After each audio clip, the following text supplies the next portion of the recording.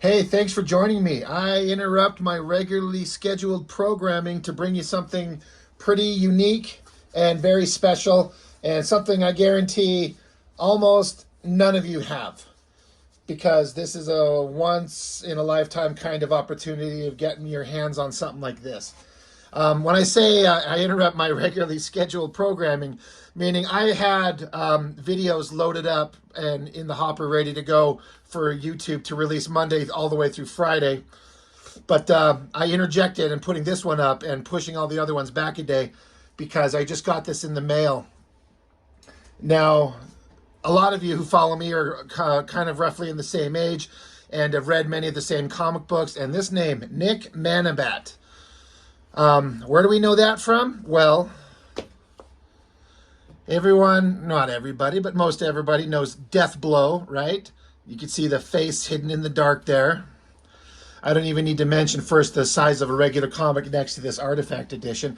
But way back in 93, Jim Lee does this comic, and in the back of it was this backup story, Cybernary.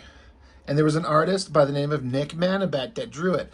And he just kind of blew everybody away. And it was just a short little story. Now, I guess the Cybernary book went on to have some kind of few issue miniseries. I actually never saw it out there in the wild. I never picked it up because I never saw it anywhere. But for those of you who maybe don't know, Nick MANABAT, young man, he died at a very young age. I believe he was 20. It says inside here, we'll get into it, but it says, I believe he was 23, and it was cancer of some type. And I remember reading that. I'm like, what a horrible story. Like, a guy who was just barely getting started, young man, and a pretty amazing artist. I mean, 93, I'm like 16 years old, so I don't know nothing. I was definitely all in the camp of loving Jim Lee and his work. But this guy had some really eye-catching stuff. And decades later, some fans and some people with some connections were able to source original artwork from Nick MANABAT, from his family. I think maybe some connections through that, but through files that have been kept from some other people from working at Wildstorm. And were able to get nice high-resolution copies of his work. And they all decided, like, hey, we're going to put together this art book. And it's one of those things where it's on Facebook. There's God, I should have looked it up. It's like, it's a Facebook group for Wildstorm fans, Wildstorm Comics fans. And they've started this kind of thing where they like, here's an artist that we all like, and there's no artist edition for this particular artist's work, and we want to see one. And of course, we're so fortunate enough to live in a world and a society where you can have stuff created. If you've got the money to print it up and you've got the ability to have something designed up and make look nice, you can kind of make your own damn book. And so they got with everybody on the Facebook group and said, hey, we're making this book. We've got all these pages. It's going to cost this much.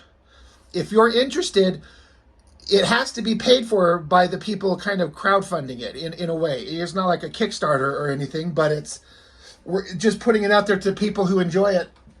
If you want a copy of this, you need to let us know and get your money to us. And the more of us that buy, the less the cost gets overall. And I believe there were 89 people that threw into this because it's individually numbered. I have book number 69 of 89. And so they were able to get enough people together and get a book that put together the artwork for this guy. And it's just these few copies, these 89 people, maybe less. I wouldn't be surprised if the guys who made this, printed up a couple extras. I don't know the particulars of that. It's none of my business. But at most, 89 people in the world are going to have their hands on this particular book. And I saw it, and, ultimately it cost me about $100.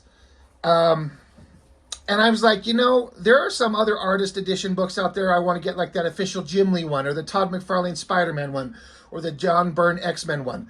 But the thing is those will always be available somewhere. This would never be available again. It was a very unique one-off that was going to happen. I'm like, you know what? I need it. I'm going to get it. And so it showed up today. So I have only had a chance to flip through this one time before I sat down, turned on the camera, and I'm going to upload this immediately. So the day this goes up, this is going to go up on Wednesday. I'm recording this Tuesday night. So I was like, you know what? I'm going to change my schedule of the stuff I've got available to go up because I want people to see this, because not many people are going to have the opportunity. And designed really well. I got to give props to whoever, it says in the back, we'll get to give proper credit, but who did design all this type of stuff.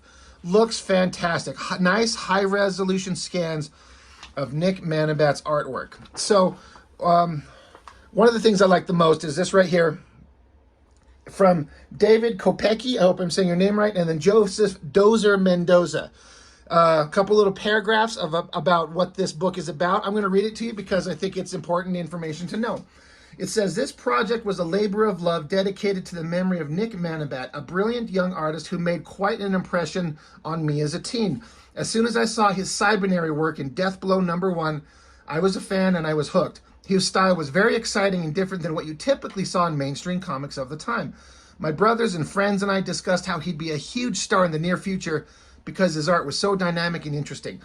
But when I didn't see any new work from him within months after Deathblow Cybernary issue 4, I looked into it and found out that he was stricken with cancer and he had died a short while later.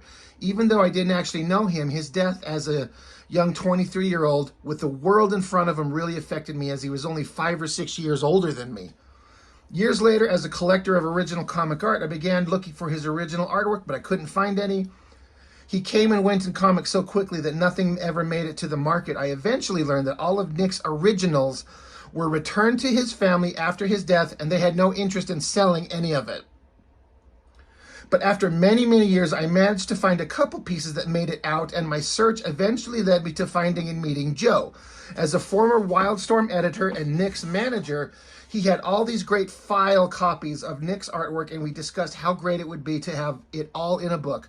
So we managed to get scans of all his original artwork that had made it out and scanned all of Joe's file copies, and the idea for this book took shape. So this book is just for us, not for sale or distribution, and it is a thorough collection of almost everything that Nick did that was published, as well as many of his amazing sketches from his sketchbooks. So this is dedicated to Nick and his comic art legacy, and if you are lucky enough to be reading it, enjoy. That's from David Kopecki. Joseph Mendoza, he says, I'm incredibly honored to have known Nick MANABAT, the artist, as a person, and most of all, my dear friend. I am still in awe that I was granted the opportunity to meet such a human being like Nick. He was incredibly humble, simple yet complex, and very giving. He had a spiritual aura that demanded respect. I don't have to say how good of an artist he was, because if you own one of these tribute books, you clearly appreciate the deep talent and skill that he had. Jim Lee, owner of Wildstorm Studios and my boss, recognized Nick's incredible talent after drawing several incredible splash pages for Will Spertasio's Wetworks. He immediately made him the artist on the Cybernary, which would also be a flip book to his infamous Deathblow title. Although Nick was admired by many artists at Wildstorm Studios, he hardly spoke to anyone because when he first arrived to the States, he was such an introvert and preferred to keep his distance and work in his bedroom. Jim, being the visionary that he is, asked me if I would serve as Nick's personal manager and editor on the Cybernary, since he knew that Nick was comfortable talking to me. Of course, I couldn't, nor would I say no to Jim for such an awesome opportunity. It wasn't all smooth sailing, it wasn't all smooth and easy, because deadlines were tough on everyone, especially Nick, who was a perfectionist. But needless to say, he turned out some iconic art that will stand the test of time. Life gave us Nick for a short few years, but he will remain in my heart and in the minds of those who continue to admire his work. So that's nice. That's a really neat way to kind of pay tribute to a guy that unfortunately passed on too soon. But let's get to the artwork. Chapters are broken down to the Cybernary pages, then pinup cards, sketchbooks, and then Nick MANABAT in color. Now this is the stuff that we're here for. It's so neat because what I like is that this thing is shown in true original artwork size. Like here's a page of my own crappy artwork, an 11 by 17 page, and you can see it's the exact size printed of the originals. That is fantastic to see it at the real size that it was created at. I remember when I saw this original artwork, or I mean, you know, the original story for the first time in this Cybernary in the back of this death blow. I remember thinking I liked it, but I ultimately think what I come to kind of decide is that I felt like the coloring was kind of too dark, or the way that it was printed. It kind of hid too much of it for me. Like just look at all the details and all this gear on this guy's chest, and then how much of it you can't see in the colored version. And so it kind of ruined it for me. I could tell that he was clearly a good artist, but I wasn't particularly blown away at the time. I grew to kind of appreciate it as I got older later in life. And then now getting to see this, the skill and craft that this guy had at 23, I think it was, is how old he made it. So maybe he was 20, 21, 22 when he was working for the company. Always like this panel, the face and the hand coming towards us. That's one of these more iconic images. I always remember this one of her like jumping forward, this design of this character with the long hair and the horns and the cybernetic arm. Crazy stuff. And his monsters. Interesting panel layouts that make the page look dynamic and interesting, doing things a little bit different than the standard grid comic page layout, but it works. It's visually interesting, and you can kind of follow it. You can kind of understand how you're supposed to fall through the page. I think it works. Look at that double page spread. Holy shit, that is cool. Love that so much. I wish I knew what he inked with. As I flip through this, I don't believe there's anywhere that they list what kind of tools he worked with. I don't know if he was using like a dip pen, a Hunt 102, or a brush, or both, or some other kind of tools. Certainly using some kind of like white paint, ink, you know, white paint splatter up there and all through here. And once again, this type of stuff in the colored version, I feel like so much of it got lost. I mean, it still looks good, obviously, but you know, there's a much more vibrant texture in the white splatter here than this red.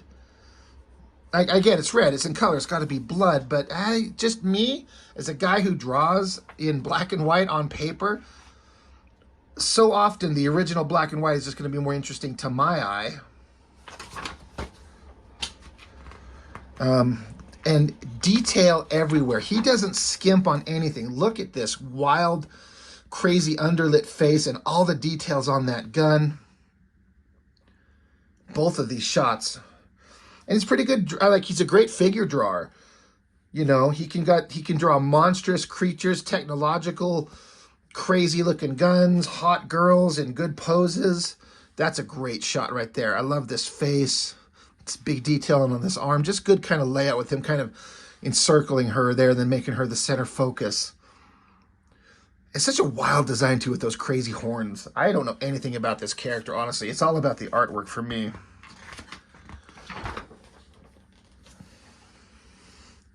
Just one of those guys that wants to get those like gray tones in his artwork. So he's cross-hatching and doing lines, and then you can kind of see some white. Again, whatever it is he scratching away the ink? Is he using some kind of like paint to go into and do some reductive line work in there? You can kind of see some little details through there. Love this explosion. I like this down angle shot looking up at these heavily shadowed guys. Very cool. So that was basically all I think that Cybernary won in that Death Blow #1. Great detail on this splash page here. Again, I don't know if this was a cover. I'm guessing. Again, look at the detail on all these faces. Like all these faces going back into the distance. They are very well considered on every one, with the shadows and the highlights on everything. Every face is considered. You can see how they said at the beginning that deadlines were a thing. They're basically saying like his artwork you know, he wasn't making his deadlines, but you can see how and why. He wanted to put in everything. I feel like he was dumping his heart and soul into these pages. I love this face here and these arms, these creepy looking creatures, the figure of her looking great. This face is fantastic. Everything about that is just amazing.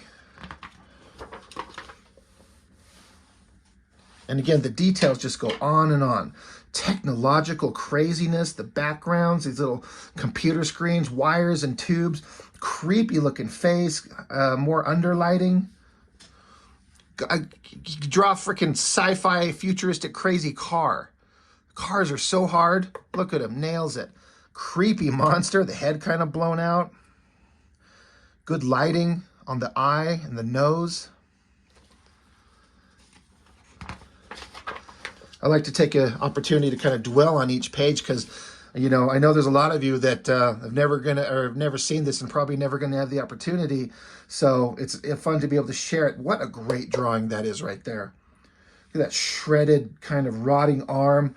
I love that he does these creepy statues, this grassy area, more ink splatter, paint splatter. That is a great part of that page. Kind of like doing like the anchor shot on a lot of these pages to give you something visually interesting to look at. And some floating giant cyberpunk ship or headquarters or something. I don't know what it is, but that looks amazing. I love these shadowy figures kind of departing out of this thing with this guy. Look at these giant horns. I bet you we get a great big awesome double page spread in here. Yeah, right here on the next page. But before I turn to that, I wanted to look at this. Look at this detail on this girl's face. All these little individual chains and links on this headdress that she's wearing. And then the detail on this guy's monstrous face and cybernetic crap coming out of him. This guy over here. Holy crap. Let's flip to a double page spread of these guys. Good God, look at this thing. Oh, man. You know, if I was given a task to like, these are the designs of the characters, go draw this comic, holy shit, would this be a pain in the ass to draw? Because if you're going to keep the designs and details exactly correct, you got to draw all of this stuff. And it's just a drain on time. I mean, it looks incredible. Love this hellhound monster. It looks like, I'm guessing, some kind of like, you know, maybe he dabs his ink into like a paper towel or a sponge or something to get this texture. Like the smoky texture all through here. And look at these spikes and all these details hanging from his like headdress here. The details in his gauntlet. Just all this detail in this outfit. Good God, is that crazy. Great double page spread. God, another great shot of this lead bad guy. You know he's awesome because he's got giant nipple rings and chains connected to them going behind him going who knows where. A couple swords hanging on his back. Hey, Mr. Liefeld, when you draw swords hanging on somebody's back, you can actually take the time to draw them to look like actual swords, not just bent sticks sticking out of the back of them. Look at this like knee guard thing. It's like this sun symbol. Look at all the detail and all that. This would take so long to draw. Looks amazing. It's just so fun to get to sit here and look at this stuff. I really like this face, the lighting and the rendering on all this. Again, I wish I knew what kind of tools he was using to get these little lines in there. Very neat. So it looks like the end of a short story. Got the girl in the tank with all the technological stuff. More great rendering on shadowy, evil monster faces. Another great cover, I'm guessing. Again, this background, that's not like ink splatter, or at least not exclusively. Again, it looks like something that maybe was done with like a sponge or something. You get ink on the sponge and you dab it on there to give it an interesting, unique texture. That's really interesting. I like everything on this page. The center figure is awesome, but I like these shadowy faces in the background. These two here and these two here, especially that one. That looks really neat.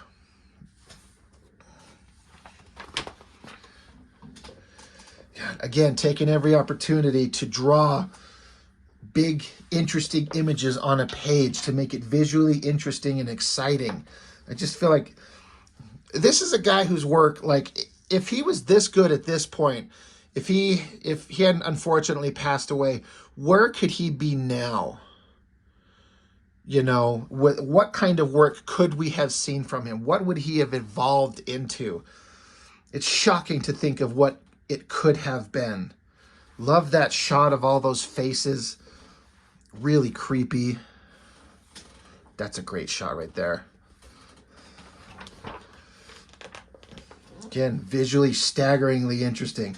Creepy looking face, these eyes fading down into this monstrous shot, and then the hair kind of sweeping you through as a designy element. And then, hey, freaking vehicles, some big cyberpunk crazy motorcycle thing. He can do that. City backgrounds, crazy trucks.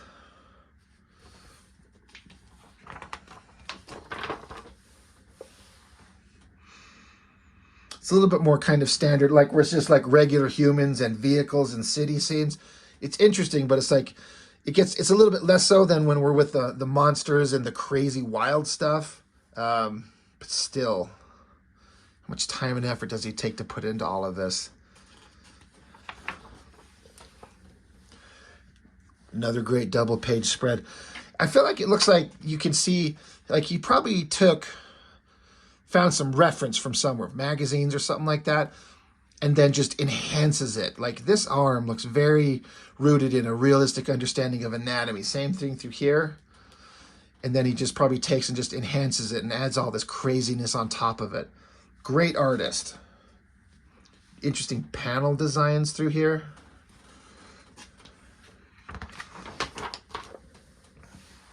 Explosions and monsters. Let's continue on. Oh, God, look at these things. Again, I'm assuming that's a cover to the issue. I don't know what this crazy monster is, but all this detail and this technology behind him. The smoke, so well done. I love this page. This stands out as maybe one of my favorites. I like to draw female figures. If you follow my channel, you've seen my artwork, you know that. Muscular, strong girl, but that shading on there is a clear understanding of real human anatomy. And again, he probably had some kind of reference from somewhere, because the musculature and the shading on that is just so well done. That's not faked comic book anatomy. That's an understanding, an artistic understanding based in reality and then amplified for the comic world. And look at all these faces and all this lighting, all this crazy ink line work going on through here. Giant face here. It's like a back 3/4 view. That's hard to do, but it gets all these folds and wrinkles in this old man's face. The big lips. That's so well done. God, I'm inspired by this. That page right there is fantastic. Absolutely love it. Jesus, God, look at this. No skimping on details anywhere. Here come a bunch of cyberpunk monster murderer creatures. All of them just covered in crazy technological gear. They almost look like the Borg from Star Trek, except like cyberpunk versions. And then there's details going on to the distance. There's people fighting all the way back here into these little tiny drawings in the distance. Faces exploding. Ink splatter, ripping body parts apart. And again, like I said, because I never saw a lot of these comics in the wild, or I mean, I don't remember this. I mean, if they were printed in Deathblow, I collected Deathblow, but maybe I don't know. Maybe I just don't remember seeing these. Maybe I did, I just don't recall it, because I'm stupid that way. So creepy right there. Looks like the main villain from that last Mad Max movie in a way. Awesome motorcycle.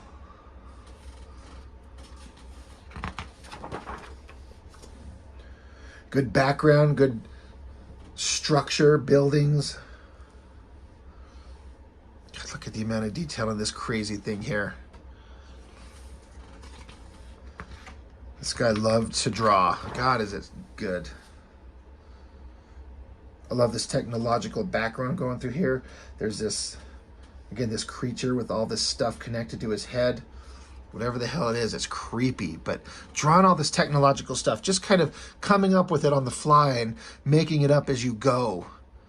Just start drawing technological shapes and draw tubes and circles and lights and controls, and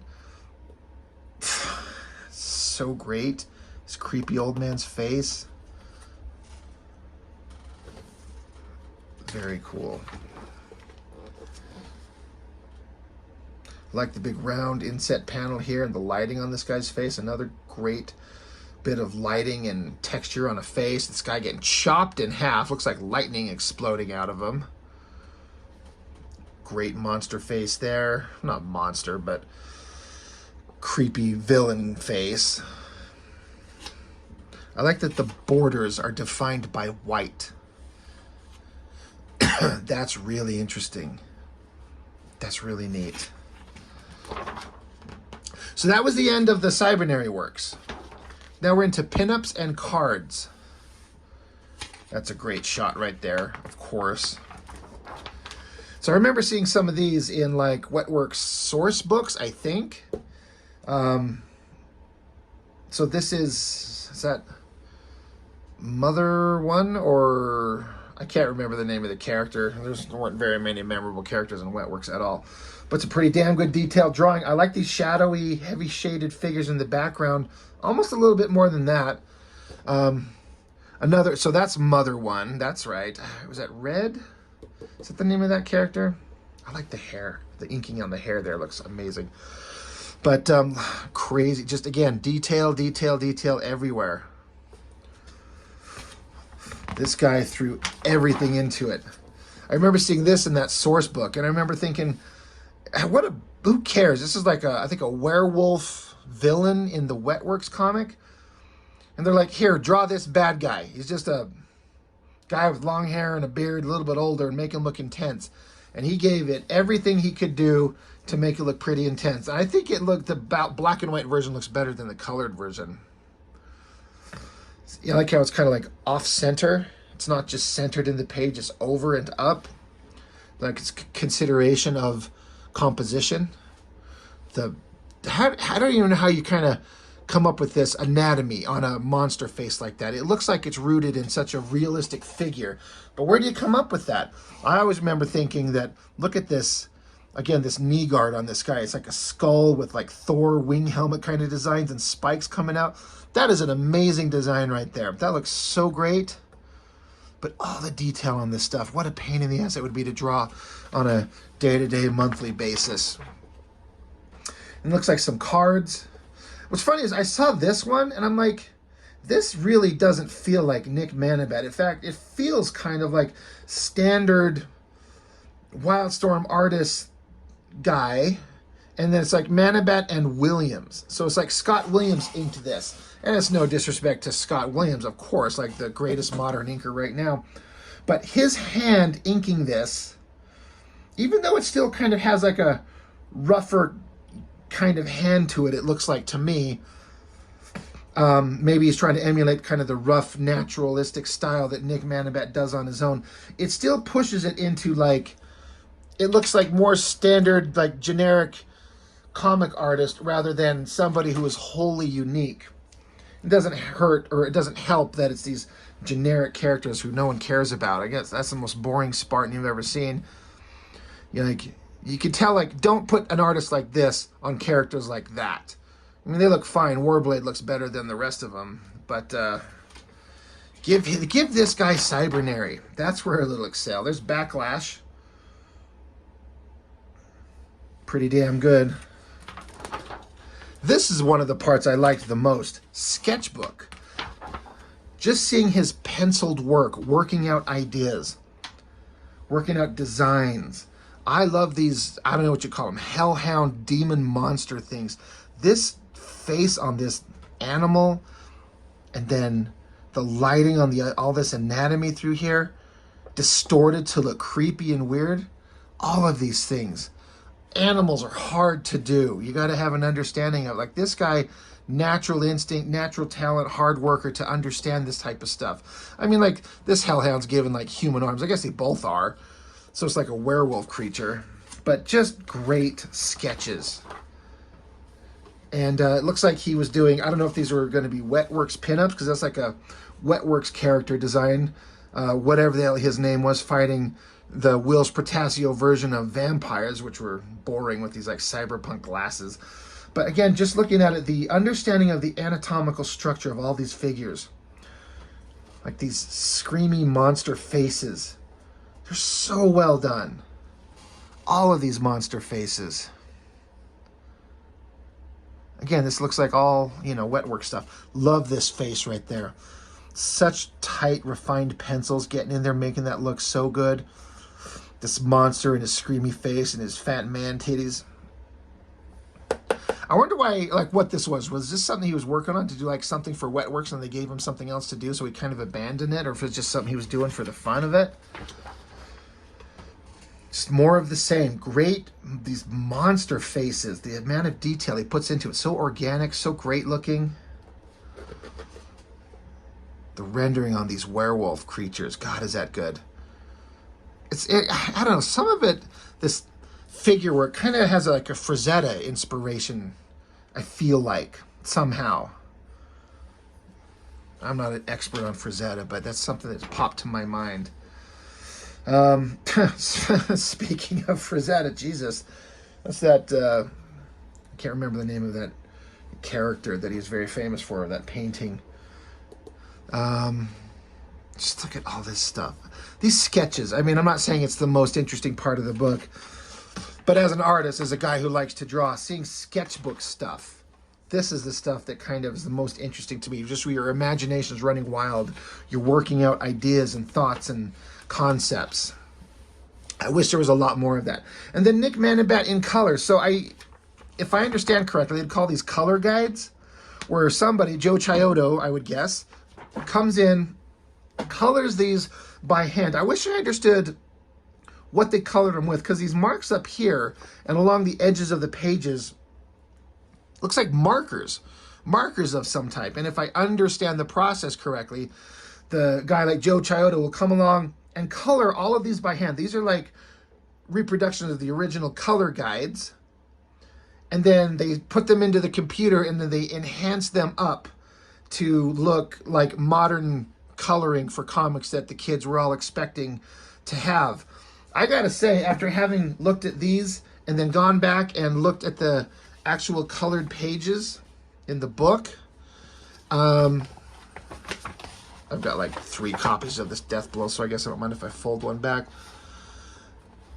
I mean, the computer coloring is crisp and sharp, but I prefer the color guide version. It's clearer and just shows more. Let that color shine through. So much detail gets lost. And that's what I didn't like about the printed book.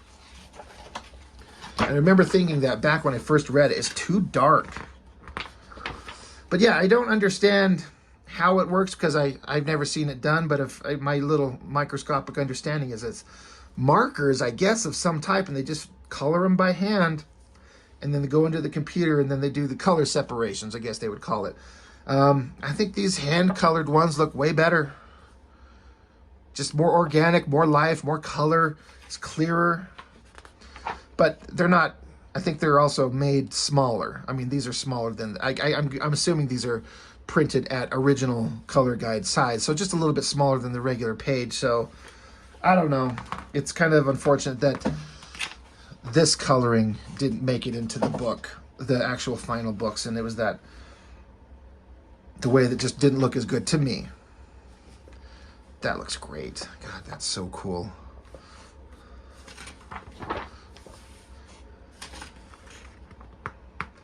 So again, we've seen all these pages, just the colored versions. Some of these color guides look like they've kind of deteriorated a lot. Probably weren't meant to be preserved forever. So it's good that they get to have a record on file of these things, so they can be kept forever, preserved before the originals deteriorate forever. Yeah, see, there's that face we were talking about.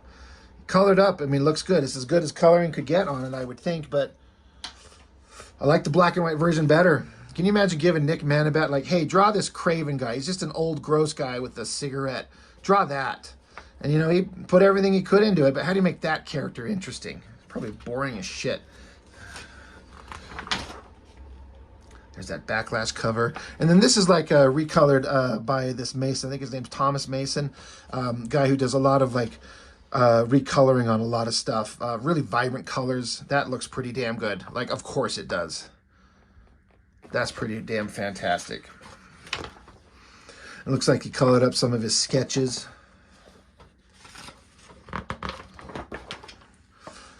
So then just a little bit in the back here, a tribute to Nick MANABAT by Dave Kopecki. Again, he did the foreword in here. This is one of the things I thought was most interesting. I've even received one or two myself way back when I was a young kid, but I've seen online a lot of people sharing their rejection letters from some of the big studios. This is the opposite of a rejection letter. Homage Studios, January 27th of 92 to Nick MANABAT in the Philippines. Dear Mr. MANABAT, in regards to your portfolio, your work shows enormous potential for someone your age. We here at Homage Studios feel that with our context and the proper guidance, you will quickly be able to reach the position of a professional comic book artist. We would like to invite you to become a part of the studio where you will be trained in the fine points of becoming a comic book artist. During your apprenticeship here in the studio, you will be employed by the company to assist in various jobs. We are also in a position to find you assignments based on our contacts and associations. We look forward to hearing from you. Let us know if there are any problems we may be able to assist you with. Regards, Wills Portasio, Jim Lee, Scott Williams. That just fucking makes my heart glow to see that. I mean, they did look out there for good artists, and when they find somebody, can you imagine being the guy getting this? Like saying, hey, this is from Jim Lee and Scott Williams and Wills Portasio. We think you're good. Come work for us. Holy shit. That is so great. So yeah, tribute to Nick MANABAT here. He goes into, when we first came up with the idea of this tribute book to Nick MANABAT's Wildstorm work in 2019, we just wanted to honor Nick's brief life and career and share his tremendous art with his fellow fans. So, let's see. We didn't want him to be forgotten and felt like a tribute like this would be an awesome legacy. We had never done a project like this before, but it was a great one to start with because these books we do now are cool and fun exclusives for the group and have proven to be pretty popular. As a community, we were able to source 99% of his published artwork in the original black and white versions through art collectors and Xeroxed file copies of his pages from that period from his old Homage Wildstorm editor, which we digitally cleaned up to restore to full glory. We always planned to give printed copies to Joseph Dozer Mendoza, the former editor that provided the file copies of Nick's art, and we wanted to surprise Wills Portasio with a copy, as Wills was the one that discovered Nick and brought him into Homage Studios, and it was Wills and his family that helped get Nick here and gave him a place to live.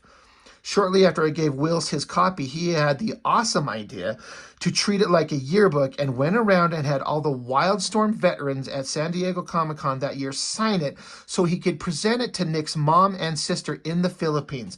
That was so much more than we could have ever hoped for and felt like it was meant to be, since he would be flying back there anyway shortly after the convention.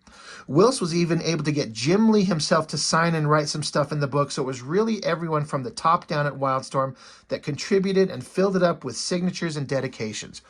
I found out about Wills doing this with his copy of the book the day after I presented him his copy. When I came back to by his table and he told me he would need another copy since he was doing that with his copy. I didn't want to disappoint him or explain to him that these books are all paid for individually by us splitting the printing costs fairly so no extras are produced. But luckily I had purchased a few extra copies as gifts just so we could get the count up to the print minimum. So thankfully I was able to give him one of mine. I had to follow up later to find out how it went after the con. I was told later that when Wills gave the family the book, they were extremely touched and moved that someone would do something like that for Nick and his work. Clearly, Nick still had fans even 25 plus years later, and that kind of legacy is exactly what they want for Nick and his memory. And that's from David Kopecki. So what a neat thing that Wills would take this thing around, get everyone to sign a copy of it, and get it out there to the family. And then, so that was, you know, they came up with the idea of this tribute in 2019. So I'm guessing that this is, I don't know why they did original version in 2019 for just a couple of books, and then they've now produced this final one-off that I had to jump on. Like I said, there's a couple of artist editions I absolutely want to pick up, and I will eventually, but I had to get this one because there was never going to be an opportunity to get this again. So, Gabe Abadila, I sorry if I said that wrong, layout and design. Great work on the layout and design. I think it looks amazing. And then not for sale or profit, identification number 69 of 81. I said 89, but it's 81. So that's it. Loving memory of Nick MANABAT, 1972 to 95. I'm very glad I got this thing. So well put together, looks amazing, and what a neat way to tribute, you know, to do a tribute for an artist that gone too soon. And by God, if we could have just seen what he could have become, if he could have gone on in his career, in his life, and the kind of work we could have seen from him, we'll never know. But I suspect it would have been some amazing stuff. So I guess that's all I've got for now. So thank you for watching. I appreciate it very, very much. And I will see you on the next one.